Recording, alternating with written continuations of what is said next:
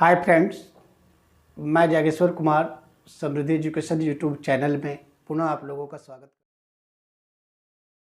करता हूँ।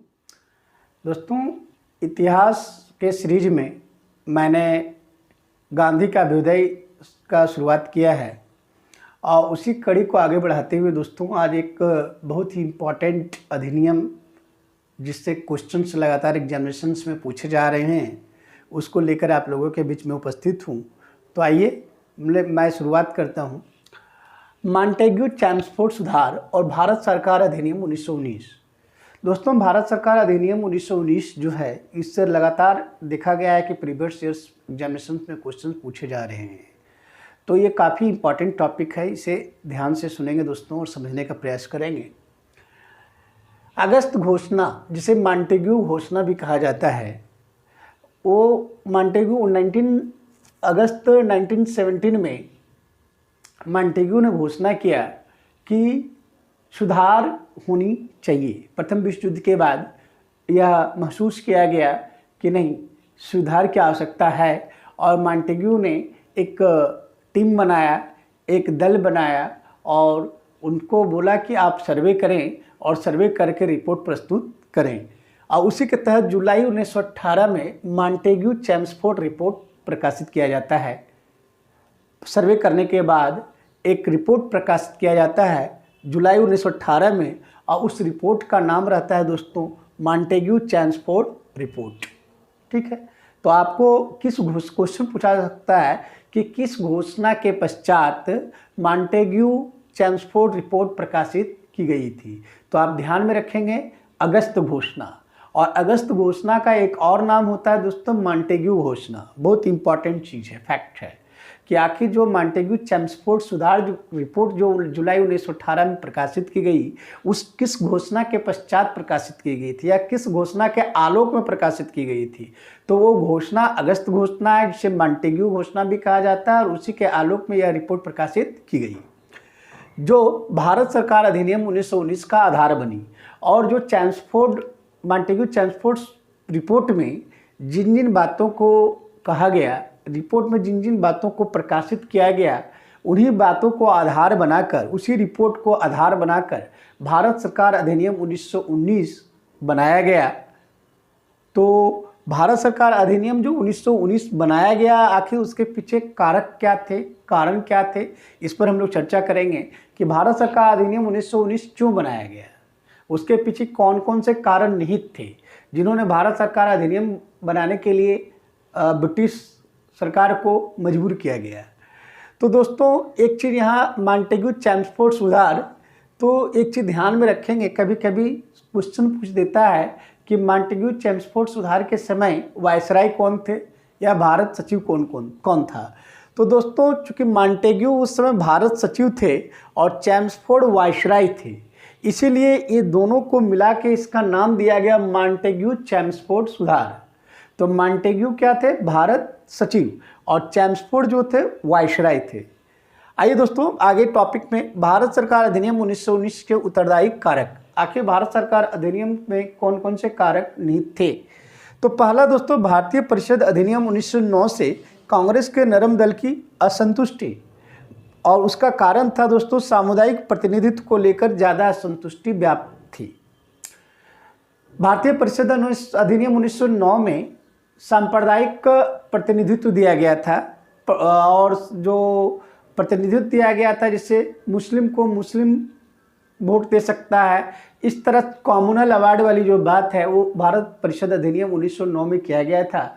और जो कांग्रेस के नरम दल के जो लोग थे, नरम दल के जो सदस्य थे, वो 1909 के इस अधिनियम से काफ़ी रुष्ट थे, उनमें काफ़ी असंतोष था और इस चीज़ को लेकर वो बार बार विरोध कर रहे थे, प्रोटेस्ट कर रहे थे। और उसी चीज़ को देखते हुए 1919 अधिनियम लाया गया। तो पहला कारण तो ये बनता है।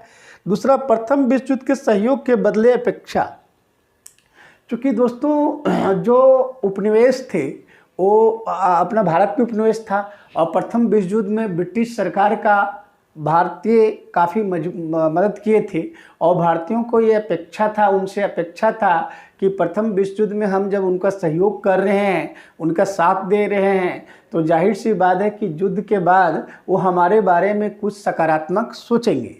तो कहीं ना कहीं ये सकारात्मक सोचेंगे, ये अपेक्षा भारतीयों को था। तो भारतीयों को संतुष्ट करने के ख्याल से, भारतीयों को संतुष्ट करने की स्थिति में, ताकि उनकी जो अपेक्षा है वो अपेक्षा उपेक्षा में ना बदले, इसी को ध्यान में रखते हुए भारत सरकार अधिनियम 1919 को लाया गया दोस्तों। तीसरा जो कारक था कांग्रेस लीग समझौता।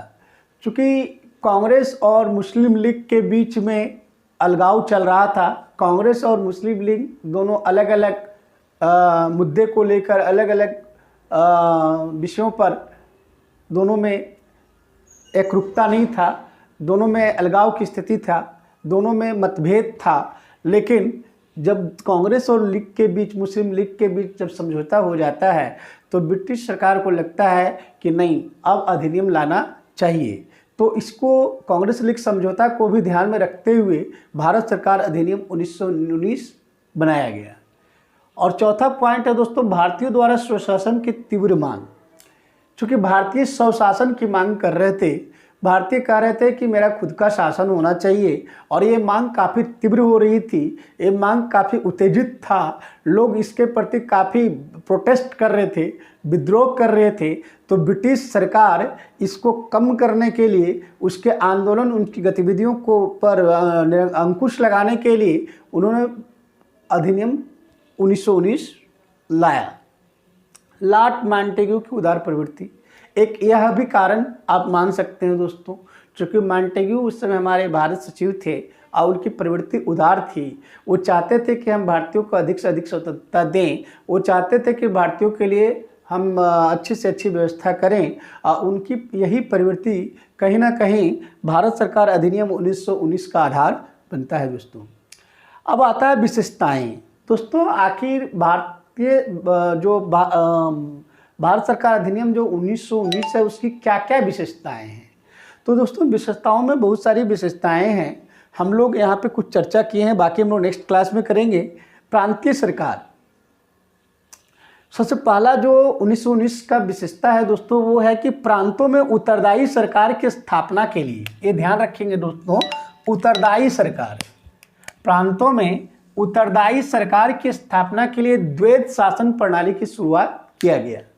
प्रांतों में उत्तरदायी सरकार की स्थापना करने के लिए, और सबसे पहले उत्तरदायी सरकार की स्थापना जो है वो 1919 अधिनियम के द्वारा ही मिला, आंशिक रूप से ही सही लेकिन मिला।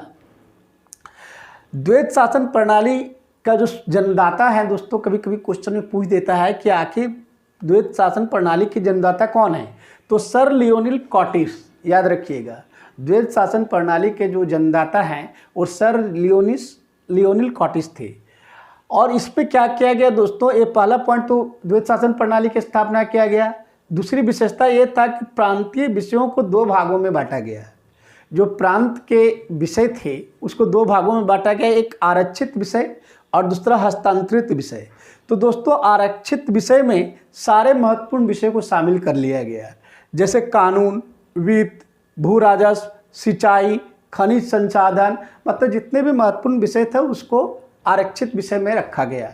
हस्तांतरित विषय में भी क्या क्या रखा गया, शिक्षा, स्वास्थ्य, स्थानीय प्रशासन, उद्योग, कृषि, इन सारे विषयों को हस्तांतरित विषय में रखा गया। अब यहाँ पे अगले वीडियो में हम लोग देखेंगे दोस्तों कि आरक्षित विषय का निर्णय कौन करते थे, हस्तांतरित विषय का निर्णय कौन करते थे, किसका क्या अधिकार था। यहाँ पे दोस्तों आरक्षित विषय और हस्तांतरित विषय से रिलेटेड क्वेश्चंस कभी कभी पूछ देता है कि भारत सरकार अधिनियम 1919 के तहत आरक्षित विषय के अंतर्गत निम्न में से कौन आता है या निम्न में से कौन नहीं आता है। या तो क्वेश्चन में दे देगा कि भारत सरकार अधिनियम 1919 के तहत हस्तांतरित विषय के अंतर्गत कौन आता है और कौन नहीं आता है। तो दोस्तों अब इसके आगे हम लोग नेक्स्ट क्लास में, नेक्स्ट वीडियो में हम आपसे चर्चा करेंगे। तो ये आपका मॉन्टेग्यू चेम्स्फोर्ड सुधार और भारत सरकार अधिनियम 1919 काफ़ी इम्पॉर्टेंट है।